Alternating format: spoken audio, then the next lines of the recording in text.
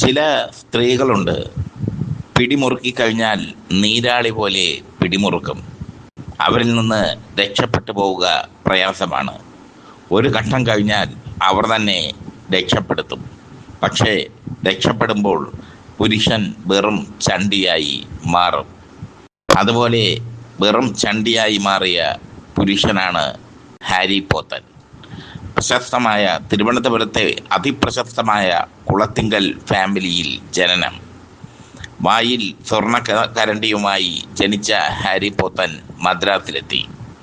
മദ്രാസിൽ തൻ്റെ ബിസിനസ് സാമ്രാജ്യം കെട്ടിപ്പൊക്കി. അതോടൊപ്പം അദ്ദേഹത്തിന് സിനിമയിൽ കമ്പം കയറി.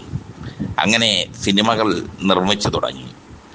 ഹാരി പോത്തൻ്റെ സിനിമകൾ, സുപ്രിയ ഫിലിംസിൻ്റെ സിനിമകൾ ഭരതനും പത്മരാജനുമാണ് കൂടുതലും സംവിധാനം ചെയ്തത്. IV ശശിയും സംവിധാനം ചെയ്തിട്ടുണ്ട്. രതിനിർവേദം, തകര അടക്കമുള്ള സിനിമകളൊക്കെ ഹാരി പോത്തൻ്റെ സിനിമകളാണ്. ക്ലാസിക് സിനിമകൾ നിർമ്മിക്കുക എന്നുള്ളതായിരുന്നു ലക്ഷ്യം. അതിനിടയിലാണ് ഹാരി പോത്തൻ ജയഭാരതിയുമായി പ്രണയത്തിലാവുന്നത്. ജയഭാരതി അന്ന് കത്തിച്ചൊലിച്ചു നിൽക്കുന്ന സൂപ്പർ നടിയാണ്. ജയഭാരതിയെ ചൊല്ലി പല വിധത്തിലുള്ള കഥകളും അക്കാലത്ത് പരന്നിരുന്നു. ജയഭാരതി ആദ്യം അഭിനയിക്കാൻ ചെന്നപ്പോൾ അവർക്ക് സൗന്ദര്യമില്ല എന്ന് പറഞ്ഞ് തിരിച്ചയച്ചു പ്രമുഖ സംവിധായകൻ. അതേ സംവിധായകൻ ജയഭാരതിയുടെ ഡേറ്റിനായി അവരുടെ വീട്ടുപടിക്കൽ ക്യൂ നിന്നു. അങ്ങനെ യുവാക്കളുടെ സ്വപ്നറാണിയായ ജയഭാരതിയെ ഹാരി പോത്തൻ പ്രണയിച്ചു. ജയഭാരതിയും ഹാരി പോത്തനെ പ്രണയിച്ചു. പക്ഷേ ജയഭാരതിയുടെ കണ്ണ് ഹാരി പോത്തൻ്റെ ഭാരിച്ച സമ്പത്തിലായിരുന്നു.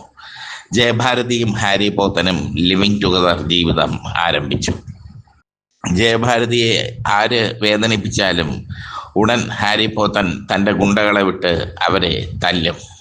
അതായിരുന്നു ഹാരി പോത്തന് ജയഭാരതിയോടുള്ള അടങ്ങാത്ത അഭിനിവേശം. ജയഭാരതിയും വിൻസെന്റും തമ്മിൽ വലിയ പ്രണയത്തിലായിരുന്നു, വലിയ സ്നേഹത്തിലായിരുന്നു. വിൻസെന്റിനെ സിനിമയിലേക്ക് കൈപിടിച്ചുയർത്തിയത് ജയഭാരതിയാണ്. ജയഭാരതിയും വിൻസെന്റും തമ്മിലുള്ള പ്രണയം അതിര് കവിയുന്നു എന്ന് കണ്ടപ്പോൾ ഹാരി പോത്തൻ വിൻസെന്റിനെ വിരട്ടി. പാവം വിൻസെന്റ് പേടിച്ചു പോയി. ഹാരി പോത്തൻ അന്ന് മദ്രാസിൽ വലിയൊരു ശക്തിയായിരുന്നു. ഹാരി പോത്തൻ്റെ ഗുണ്ടകളായിരുന്നു ഷൂട്ടിംഗ് സെറ്റിൽ സംരക്ഷണം നൽകിയിരുന്നത്. അങ്ങനെ എല്ലാം കൊണ്ടും ഹാരി പോത്തൻ മദ്രാസിൽ കിരീടം വയ്ക്കാത്ത രാജാവായി വാണു. പ്രേം നസീറും ഹാരി പോത്തനും തമ്മിലുള്ള സൗഹൃദമൊക്കെ അക്കാലത്ത് വലിയ ചർച്ചയായിരുന്നു. പ്രേം നസീറിന് എന്താവശ്യമുണ്ടായാലും ഹാരി പോത്തൻ ഉടനെത്തും. വിജയശ്രീയുടെ കാമുകൻ അസീം ഭായി പ്രേം നസീറിനെ ഒരവസരത്തിൽ തല്ലാൻ ശ്രമിച്ചു. അസീം ഭായി പ്രേം നസീറിനെ തല്ലാൻ ശ്രമിച്ച സംഭവം ഹാരി പോത്തൻ അറിഞ്ഞു. പിന്നീട് കുറെ കാലം അസീം ഭായി ഒളിവിലായിരുന്നു, ഹാരി പോത്തനെയും അദ്ദേഹത്തിൻ്റെ ഗുണ്ടകളെയും പേടിച്ച്. എന്തായാലും ജയഭാരതിയും ഹാരി പോത്തനും തമ്മിൽ ലിവിങ് ടുഗദർ ബന്ധം ആരംഭിച്ചു. ഇരുവരും ഭാര്യാഭർത്താക്കന്മാരായി ജീവിച്ചു. ഹാരി പോത്തൻ ജയഭാരതിക്ക് തൻ്റെ സമ്പത്ത് വാരിക്കോരി നൽകി. ഹാരി പോത്തന് ജയഭാരതിയുമായുള്ള ബന്ധം തുടങ്ങുന്നതിന് മുമ്പ് ഭാര്യയും മക്കളുമൊക്കെ ഉണ്ടായിരുന്നു. പക്ഷേ ജയഭാരതി എന്നത് ഹാരി പോത്തൻ്റെ വീക്ക്നെസ് ആയിരുന്നു. ജയഭാരതി ആവശ്യപ്പെടുന്നതെന്തും ഹാരി പോത്തൻ നൽകും. ഒരു ചിത്രത്തിൻ്റെ സെറ്റിൽ വെച്ച് ജയഭാരതിയും ശ്രീകുമാരൻ തമ്പിയും തമ്മിൽ ഉടക്കി. ശ്രീകുമാരൻ തമ്പി പറയുന്ന തരത്തിലുള്ള വസ്ത്രം ധരിക്കാൻ ജയഭാരതി തയ്യാറായില്ല. തമ്പി ജയഭാരതിയെ വഴക്കു പറഞ്ഞു. ഇത് ഹാരി പോത്തൻ അറിഞ്ഞു. ശ്രീകുമാരൻ തമ്പിയെ തല്ലാൻ ഹാരി പോത്തൻ ഗുണ്ടകളെ വിട്ടതും ശ്രീകുമാരൻ തമ്പിയുടെ ആൾക്കാർ ആ ഗുണ്ടകളെ ഓട്ടിച്ചതും ഒക്കെ അക്കാലത്തെ ചരിത്രം. അക്കാലത്ത് പ്രമുഖ പത്രപ്രവർത്തകനായിരുന്ന മധു വൈപ്പന നാനയുടെ മദ്രാസ് ലേഖകനായിരുന്നു. ജയഭാരതിയും ഹാരി പോത്തനും തമ്മിലുള്ള ബന്ധത്തെക്കുറിച്ച് അദ്ദേഹത്തിന് കൃത്യമായ ധാരണ ഉണ്ടായിരുന്നു. ഒരവസരത്തിൽ അദ്ദേഹം അതേക്കുറിച്ച് എഴുതി. അദ്ദേഹത്തിന് കിട്ടിയത് ഹാരി പോത്തൻ്റെ വക തല്ല്. അങ്ങനെ ജയഭാരതിയെ കൊണ്ടു നടന്ന ഹാരി പോത്തനെ അവസാനം ജയഭാരതി തേച്ചു. ഒരു ഘട്ടം കഴിഞ്ഞപ്പോൾ ഹാരി പോത്തൻ ജയഭാരതിക്ക് ശല്യമായി മാറി.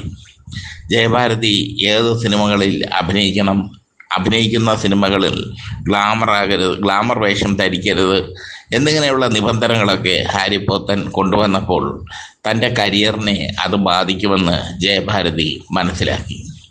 ജയഭാരതിയെ ഹാരി പോത്തൻ ഒരിക്കൽ തല്ലി. ജയഭാരതി വാക്കത്തിയെടുത്ത് ഹാരി പോത്തനെ വെട്ടി. തടയാൻ ശ്രമിച്ച ഹാരി പോത്തൻ്റെ കൈഞ്ഞരമ്പുകൾ അറ്റു. ഇതൊക്കെ വലിയ വാർത്തയായി മാറി. മധുവൈപ്പന തൻ്റെ ബ്ലാക്ക് ആൻഡ് വൈറ്റ് എന്ന ആത്മകഥയിൽ ഇതെല്ലാം എഴുതിയിട്ടുണ്ട്. എന്തായാലും പിന്നീട് ജയഭാരതിയും ഹാരി പോത്തനും തമ്മിലുള്ള ബന്ധം അധികകാലം നീണ്ടു നിന്നില്ല.